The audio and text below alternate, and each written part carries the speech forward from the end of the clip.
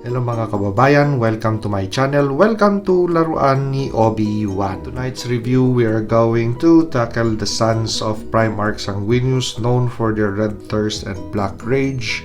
We have the Blood Angels HellBlaster. Let us examine the contents of our Amazon.com purchase. So we have the figure, we have the rifle, the life support system or the backpack, and a figure stand. Okay, so let's discuss articulation points for this action figure. The head is on a plate. So as you could see, when I do tilt the figure, we could see that inner plate, which allows for backwards motion of the head, forwards or looking down motion for the head, and a little bit of sideways motion for the head. And for looking left and right, so we have okay articulation on the head area. For the diaphragm, we have a ball joint for the diaphragm area, which allows for circulation of the entire diaphragm, and also for some kind of bending forwards and bending backwards. So bending backwards, bending forwards. So the articulation point on the diaphragm allows us to do that. We also have some kind of articulation point on the waistline, but I think that I still need to put a little bit of hair blower time on this area over here, because somehow that joint area, I know that is a joint area, it's still some kind of stiff. Now because of the ridiculous size of this shoulder protectors or pauldrons, it really covers the entire bicep of this action figure. Now with those huge pauldrons, it makes for lifting the arms sideways quite difficult, and sometimes the shoulder pauldrons, because they are attached to the shoulder via a ball joint, they would pop off when you position them wrongly. So but because they are on a ball joint, it is easy to pop those shoulder pauldrons back in. Now we have 2 points of articulation for the elbow, we have circular movement for the arm, and we also have a hinge for the arm. So for the legs, the leg area, we could move the leg forwards this much, move the leg backwards that much,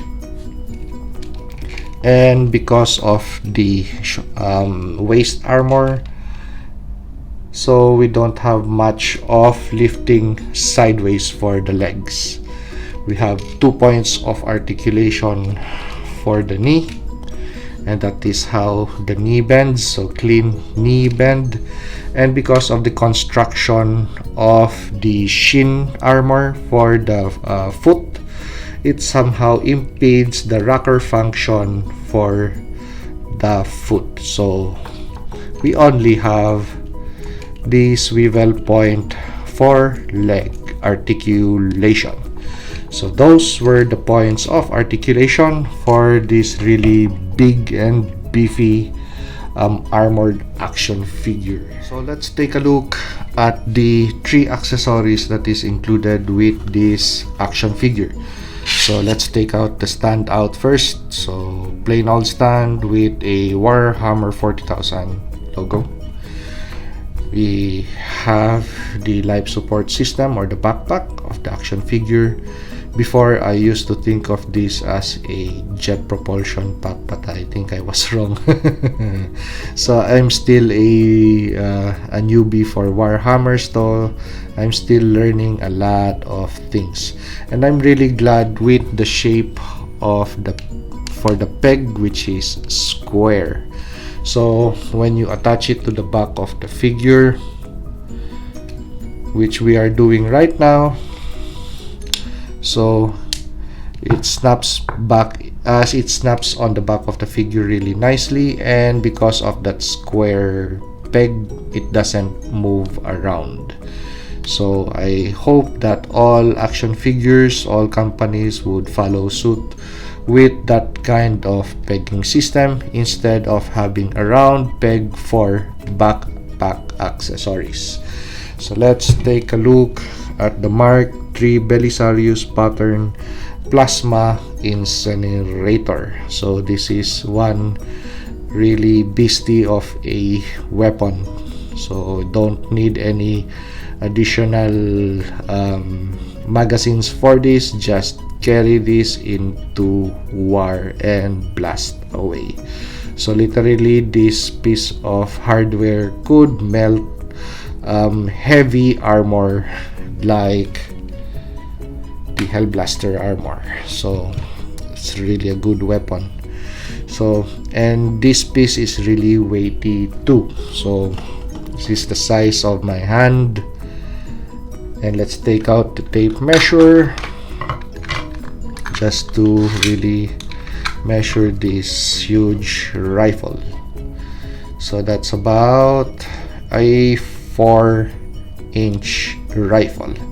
So just suits the size of this really beefy or hugely armored action figure. Let's do a quick 360 of this action figure so we could look at the details on it.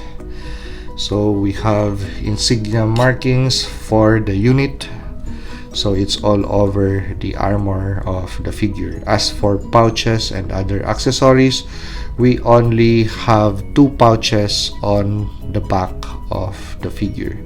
So majority of this figure is color red. We have a blue helmet and black markings for the chest and the shoulder pauldrons. So let's compare this with other WarHammer action figures that I have on board just recently. Let's take a look at the dimension of this figure. So it stands at around 7.25 inches with a width of about 4 inches. So I always made a pass for this action figure at my local Target, and finally when I took interest in WarHammer action figures, I was looking for it at my local Target and I just couldn't find for this specific one. I made a purchase for these 2 action figures.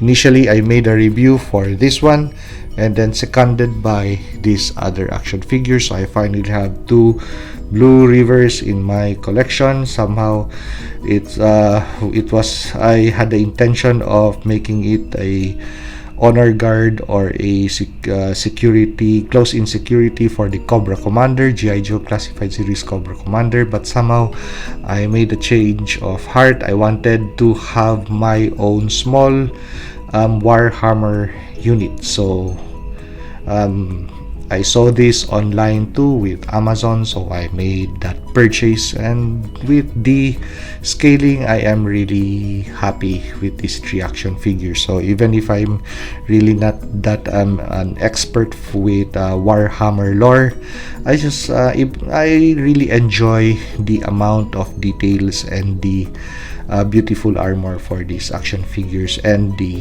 scaling. So I'll just make my own make-believe WarHammer unit with the Hell Angel as a sergeant or a commander of some sort for these 2 rivers. So I really nice, like the scaling, and it is just surprising that I always thought that this action figure would be bigger and taller, and somehow right now with these 2 guys beside him, he seems kind of just a little bit about 2 centimeters shorter than these two guys, but I'm just happy to have this on board. So if you like this video, like, comment, and subscribe, and see you on the next action figure review.